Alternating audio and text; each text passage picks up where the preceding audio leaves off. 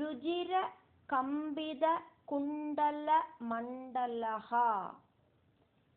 रुजिरकम्बितकुण्डलमण्डला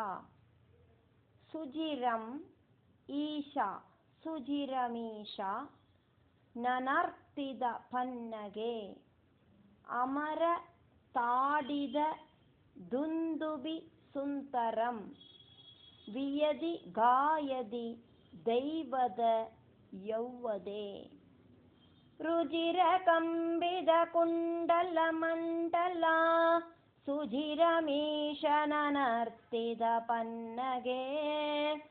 अमरताडितदुन्दुभिसुन्दरा वियदि गायदि दैवद यौवदे नमदि यद् यद् अमुष्य शिरः हरे परिविहाय तद् उन्नतम् उन्नतं परिमदन् पदपङ्करुहा चिरं व्यहरदाः करतालमनोहरम्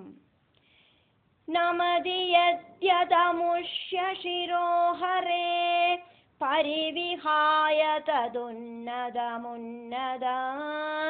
परिमदन् पदपङ्करुहा चिरा व्यहरदा करतालमनोहरम् त्वद् अवभग्न विभुग्न फणागणे त्वदवभग्न विभुग्न फणागणे गलित शोणित शोणित पादसि फणिपदौ अवसीदति सन्नताः फणिपदाववसीदति सन्नताः तद् अबलाः तव माधवपादयोः त्वदवभग्न विभुग्न फणागणे गलित शोणित शोणित पादसि फणिपदाववसीदति सन्नता तदबलास्तव माधवपादयो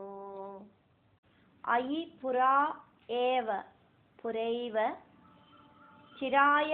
परिश्रुत त्वदनुभाव विलीनहृदः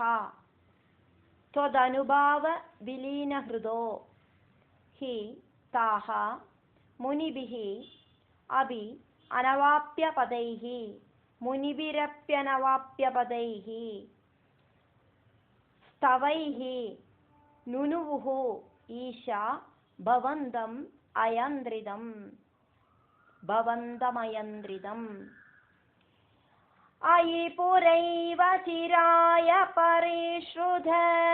त्वदनुभाव विलीनहृदो हिता मुनिभिरप्यनवाप्यपदैस्तवैर्नुनुवुरीश भवन्तमयन्द्रितम् फणिवधूगण भक्ति विलोकन प्रविग सत्करुणाकुलचेतसा फणिपतिः भवदा अच्युत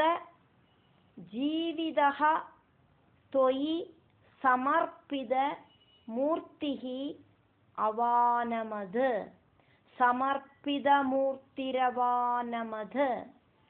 फणिवधूगण भक्ति विलोकना प्रविगसत्करुणाकुलचेतसा फणिपतिर्भवदाच्युत जीविता त्वयि समर्पितमूर्तिरवानमत् रमणगं व्रज वारिधि मध्यगं फणिरिपुः न करोति विरोधिताम् फणिरिपुर्न करोति विरोधिताम् इति भवद् वचनानि अधिमानयन् भवद्वचनान्यधिमानयन् फणिपतिः निरगाद् उरगैः समं फणिपतिर्निरगादुरगैः समम् रमणगं व्रजवारिधि मध्यग फणिरिपुर्न करोति विरोधिता इति भवद्वचनान्यतिमानय फणिपतिर्निरगादुरगैः समम् फणि पदूजन दत्त मणिव्रज ज्वलित हार दुकूल विभूषितः ज्वलितहारदुकूलविभूषितः तडगदैः प्रमदाश्रुविमिश्रितैः समगदाः स्वजनैः दिवसावधौ स्वजनैर्दिवसावधौ फणिवधूजनदत्तमणिव्रज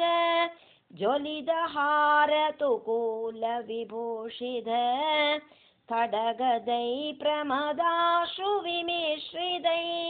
समददा स्वजनैर्दिवसावधौ निशि पुनः तमसा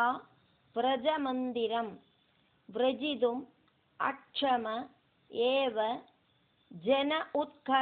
जनोत्करे स्वपदि तत्र भवच्चरणाश्रये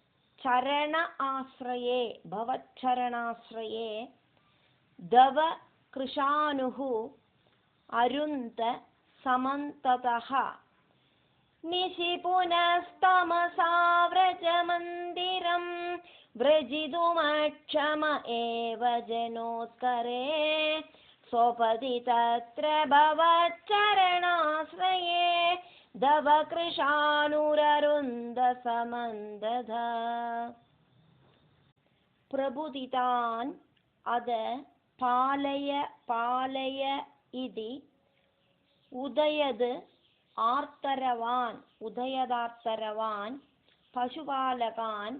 अविदुमाशु पपाद महानलं किमिह चित्रमयं गलु ते मुखम् प्रबुदितानद पालयेदि उदयदार्तरवान् पशुपालकान्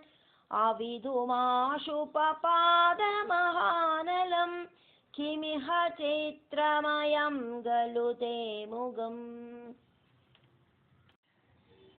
शिगिनिवर्णदः एव हि पीतता